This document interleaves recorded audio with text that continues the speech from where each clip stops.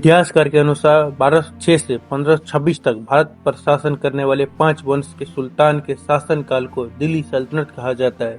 यह 5 वंश थे: गुलाम वंश 1206 से 1290, खिलजी वंश 1290 से 1320, तुगलक वंश 1320 से 1414, सैयद वंश 1414 से 1451 तथा लोधी वंश 1451 से 1526 तक। इनमें से 4 वंश मूल रूप से तुर्क थे और आखिरी गुलाम था। मोहम्मद गोरी का गुलाम कुतुबुद्दीन ऐबक गुलाम वंश का पहला सुल्तान था। ऐबक का साम्राज्य पूरे उत्तर भारत तक फैला था। इसके बाद खिलजी वंश ने मध्य भारत पर कब्जा कर लिया, लेकिन भारतीय उपमहाद्वीप को संगठित करने में नाकाम रहा। दिल्ली सल्तनत मुस्लिम इतिहास के कुछ ऐसे कालखंडों में से एक है जहां महिला ने सत्ता संभाली थी। आगे चलकर साल 1526 में मुगल वंश द्वारा इस साम्राज्य का अंत हो गया। 1962 ईस्वी में दक्षिण एशिया के हिंदू और बौद्ध साम्राज्य के ऊपर भारी सेनाओं के द्वारा, जो कि फारसी और मध्य एशिया से आए थे, व्यापक स्तर पर हमले होने लगे। इनमें से मोहम्मद गजनवी ने सिंधु नदी के पूर्व में तथा यमुना नदी के पश्चिम में बसे राज्यों को 1997 ईस्वी से 1030 ईस्वी तक 17 बार लूटा। मोहम्मद गजनवी अपने साम्राज्य को पश्चिम पंजाब तक ही बढ़ा सका, लेकिन वह भारत के अस्थायी इस्लामिक शासन स्थापित न कर सका। इसके बाद गौर वंश के सुल्तान मोहम्मद गोरी ने अपना भारत पर योजनाबद्ध तरीके से हमला करना शुरू किया। उसने अपने उद्देश्य के तहत इस्लामिक शासन को बढ़ाना शुरू किया। गोरी ने अपने साम्राज्य को पूर्वी सिंधु नदी तक बढ़ाया और सल्तनत काल की नींव डाली। कुछ ऐतिहासिक ग्रंथों में सल्तनत काल को 1192 से 1526 तक के कालखंडों का माना जाता है। 1206 में गोरी की हत्या कर दी गई। गोरी की हत्या के बाद उसके एक तुर्क गुलाम कुतुबुद्दीन ऐबक ने सत्ता को संभाला और दिल्ली का पहला सुल्तान बना।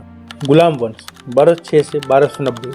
कुतुबुद्दीन ऐबक एक गुलाम था जिसने दिल्ली सल्तनत की स्थापना की। यह एक मूल रूप से तुर्क था। इसके गुलाम होने के कारण ही इस वंश का नाम गुलाम वंश पड़ा। ऐबक केवल 4 वर्ष तक ही दिल्ली का सुल्तान रहा। इसकी मृत्यु के बाद 1210 ईस्वी में आराम से सत्ता संभाली, परंतु इसकी हत्या इल्तुतमिश ने 1211 में करवा दी। इल्तुतमिश की सत्ता अस्थायी थी और बहुत मुस्लिम अमीरों ने इसकी सत्ता की चुनौती दी। हालांकि कुछ कुतुबी अमीर ने उसका साथ भी दिया। उसने बहुत से अपने विरोधियों का क्रूरता से दमन करके अपनी सत्ता को मजबूत कर लिया। इल्तुतमिश ने मुस्लिम शासकों से युद्ध करके मुल्तान और बंगाल पर नियंत्रण स्थापित कर लिया, जबकि रणथंभौर शिवालिक की पहाड़ियों को हिंदू शासकों से प्राप्त कर लिया।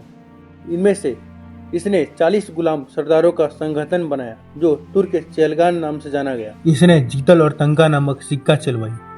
इल्तुतमिश की मृत्यु 1226 में हो गई।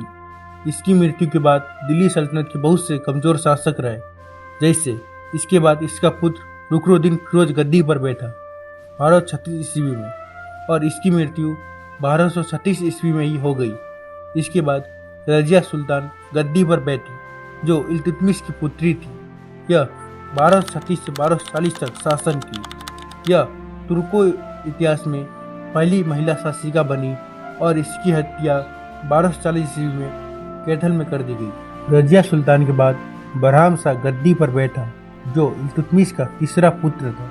यह 1240 से 1242 तक शासन किया।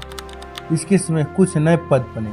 पहला नयाब मुमलिकात जो एदगिन को मिला, दूसरा वजीर जो महाजुबुद्दीन को मिला। इसकी हत्या 1242 में कर दी गई और इसके बाद मसूद शाह गद्दी पर बैठा। यह रुकनुद्दीन फिरोज का पुत्र था।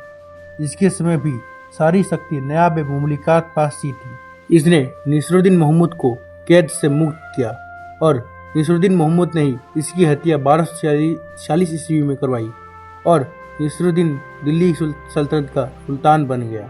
यह 1240 से 1265 तक शासन किया।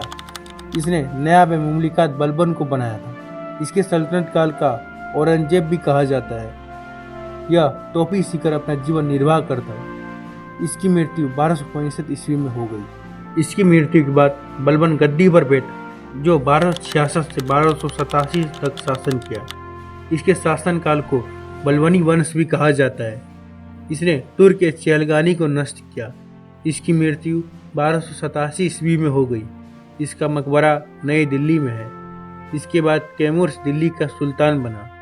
यह 1279 से 1290 तक शासन किया।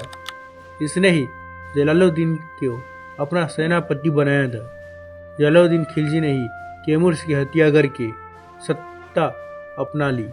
तैमूर की मृत्यु के बाद गुलाम वंश का अंत हो गया।